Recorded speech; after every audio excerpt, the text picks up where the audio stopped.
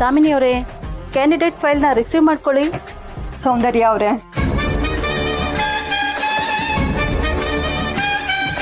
The first candidate is Soundarya.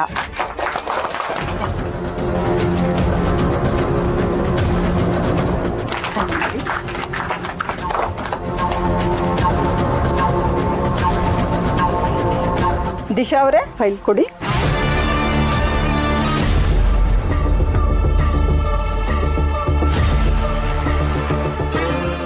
S.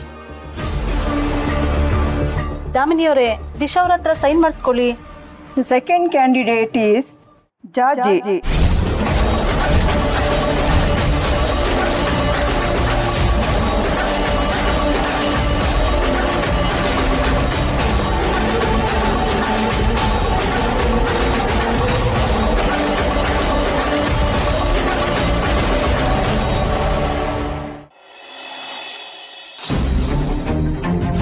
ಏನ್ dad ಇದು? ಬೇಗ ಸೀರೆ ಉಟ್ಕೊಂಬ. ಒಂದ್ ನಿಮಿಷ, ನಾನ್ ಯಾಕೆ ಸೀರೆ ಉಡ್ಬೇಕು? ನಿನ್ನ ನೋಡೋದಕ್ಕೆ ಹುಡುಗನ ಕಡೆಯವ್ರು ಬರ್ತಿದ್ದಾರೆ. ವಾಟ್ ಡ್ಯಾಡ್, ಯಾರನ್ನ ಕೇಳಿ ಡಿಸಿಷನ್ ತಗೊಂಡಿದ್ದೀರಾ? ಯಾರನ್ನು ಕೇಳೋ ಅವಶ್ಯಕತೆ ಇಲ್ಲ, ಡಿಸೈಡ್ ಮಾಡಾಗಿದೆ. ನೋ ಡ್ಯಾಡ್, ಯಾವ್ದೇ ಕಾರಣಕ್ಕೂ ನರಸಿಂಹನ್ನ ಬಿಟ್ಟು ನಾನ್ ಬೇರೆ ಯಾರನ್ನೂ ಮದ್ವೆ ಆಗಲ್ಲ. ನೋಡ್ ಮಗಳೇ, ನಾನು ನಿನ್ನ ಗನ್ ತೋರ್ಸೋದು, ಹೆದರ್ಸೋದು ಇದನ್ನೇ ಮಾಡ್ಕೊಂಡಿರೋದಕ್ಕಾಗಲ್ಲ. ಇನ್ನೊಂದು ಸಾರಿ ನೀನು ಇಲ್ಲ ಅಂದ್ರೆ ಡೈರೆಕ್ಟ್ ಶೂಟೇ. ಮೊದಲು ಆ ನರಸಿಂಹ ಪೊಲೀಸ್ ಆಗೋದನ್ನ ತಡಿತೀನಿ. ನನ್ನ ಇನ್ಫ್ಲೂಯೆನ್ಸು ನಿನಗೆ ತುಂಬ ಚೆನ್ನಾಗಿ ಗೊತ್ತಲ್ಲ. ನರಸಿಂಹನ್ ಫ್ಯೂಚರ್ನ ಹಾಳು ಮಾಡ್ಬೇಡಿ. ಹಾಗಾದ್ರೆ ನಾನು ಹೇಳ್ದಂಗೆ ಮಾಡ್ತೀಯ ಏನೋ? ಮಾಡ್ತೀನಿ. ಅವತ್ತು ನಿಮ್ಮಿಬ್ಬರ ಹತ್ರ ಡೈವರ್ಸ್ ಪೇಪರ್ಗೆ ಸೈನ್ ತಗೊಂಡಿದ್ದು ಆಟ ಆಡೋದಕ್ಕೆ ಅನ್ಕೊಂಡ್ಯಾ? ಖಂಡಿತ ಅಲ್ಲ. ಆದಷ್ಟು ಬೇಗ ನಿಮ್ಮಿಬ್ಬರನ್ನ ದೂರ ಮಾಡಿ ನಿನ್ನ ಕುತ್ತಿಗೆಗೆ ಇನ್ನೊಬ್ಬನ ಹತ್ರ ತಾಳಿ ಕಳಿಸೋದಕ್ಕೆ ನಾನು ಮಾಡಿದ್ದೆ. ನೋಡೋ, ಟೈಮ್ ವೇಸ್ಟ್ ಮಾಡಕ್ಕೆ ಹೋಗ್ಬೇಡ. ಸೀರೆ ಉಟ್ಕೊಂಡು ಮುಖಕ್ಕೆ ಚೆನ್ನಾಗಿ ಬಣ್ಣ ಬಳ್ಕೊಂಡು ಮದುವೆ ಹೆಣ್ತಾರ ರೆಡಿ ಆಗ್ಬಾ. ಇನ್ನೇನು ಹುಡುಗನ ಕಡೆಯವರು ಬಂದ್ಬಿಡ್ತಾರೆ. ಸರೋಜನ್ ಕಳಿಸ್ತೀನಿ, ಚೆನ್ನಾಗಿ ರೆಡಿ ಆಗ್ಬಾ.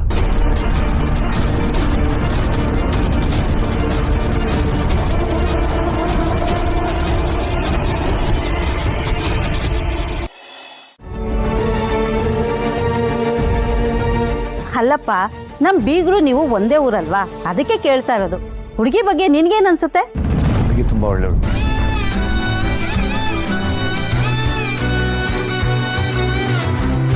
ನಿನ್ ಬಾಯಲ್ಲಿ ಇಂಥ ಮಾತು ಕೇಳಿ ತುಂಬಾ ಖುಷಿ ಆಯ್ತಪ್ಪ.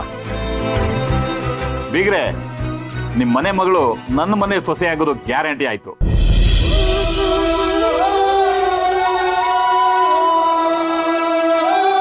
ನೋಡಪ್ಪ, ನಿಮ್ ಭಾವಿ ಪತ್ನಿ ಜೊತೆ ಮಾತಾಡೋದಿದ್ರೆ ಒಂದು 10 ನಿಮಿಷ ಹೋಗಿ ಮಾತಾಡ್ಬೋದು. ಆಗ್ಬೋದಾ ಬೀಗ್ರೆ?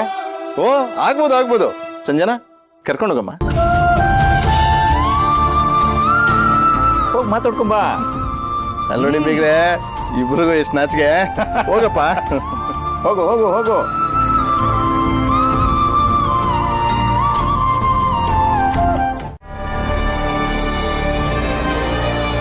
ಅಷ್ಟು ದೊಡ್ಡ ಮನೆಯಲ್ಲಿ ಅಡ್ಗೆ ರೂಮಲ್ಲಿ ನನ್ನ ಪಾಡಿಗೆ ನಾನು ಕೆಲಸ ಮಾಡ್ಕೊಂಡಿದ್ದೆ. ಯಾವಾಗ ಆ ಮನೆಗೆ ದೀಪಾ ಮೇಡಮ್ ಸೊಸೆಯಾಗಿ ಬಂದ್ರೋ ಆವಾಗ ನನ್ನಲ್ಲಿ ಗೊತ್ತಾಗ್ದೇ ಬದಲಾವಣೆಗಳಾಯ್ತು. ಅವ್ರು ಯಾವತ್ತೂ ಕೆಲಸದವರು ಅಂತ ಭೇದ ಭಾವ ಮಾಡ್ತಿರ್ಲಿಲ್ಲ, ನನ್ನ ಜೊತೆ ಕ್ಲೋಸ್ ಆಗಿದ್ರು. ಆ ಮನೇಲಿ ಮುರಿದು ಬಿದ್ದ ಸಂಬಂಧಗಳನ್ನ ದೀಪಾ ಮೇಡಮ್ ಒಂದು ಮಾಡಿದ್ರು. ಎಲ್ರ ಜೊತೆ ಪ್ರೀತಿಯಿಂದ ನಗ್ನಗ್ತಾ ಮಾತಾಡ್ತಿದ್ರು. ಆದ್ರೆ ಅದ್ಯಾವ ಕೆಟ್ಟಗಳಿಗೇನೋ ಏನೋ ದೀಪಾ ಮೇಡಮ್ ನಮ್ಮೆಲ್ಲರಿಂದ ದೂರ ಆದ್ರು. ಈಗ ಅವ್ರ ಜಾಗಕ್ಕೆ ದಿಶಾ ಮೇಡಮ್ ಬಂದಿದ್ದಾರೆ. ನಮ್ಮ ದೀಪಾ ಮೇಡಮ್ನಲ್ಲಿ ಇದ್ದಿದ್ದ ಗುಣ ಎಲ್ಲ ಅವರಲ್ಲೂ ಇದೆ.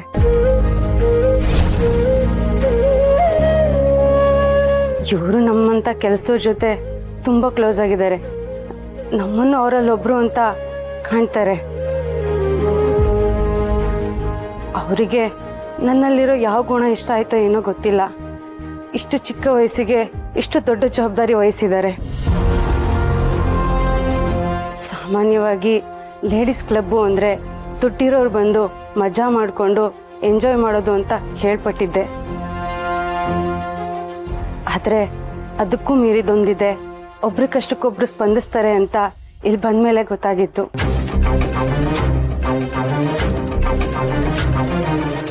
ದುಡ್ಡಿರೋರ್ಗೆ ಕಷ್ಟನೇ ಇರೋಲ್ಲ ಅಂತ ಅನ್ಕೊಂಡಿದ್ದೆ.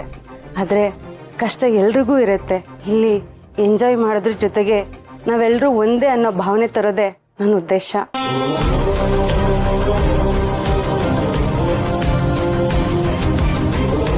ಹೆಣ್ಣಿಗೆ ಎಣ್ಣೆ ಶತ್ರು ಅಂತ ಅಂತಾರೆ, ಆದರೆ ದಿಶಾ ಮೇಡಮ್ ಅದನ್ನ ಸುಳ್ಳು ಮಾಡಿದ್ರು.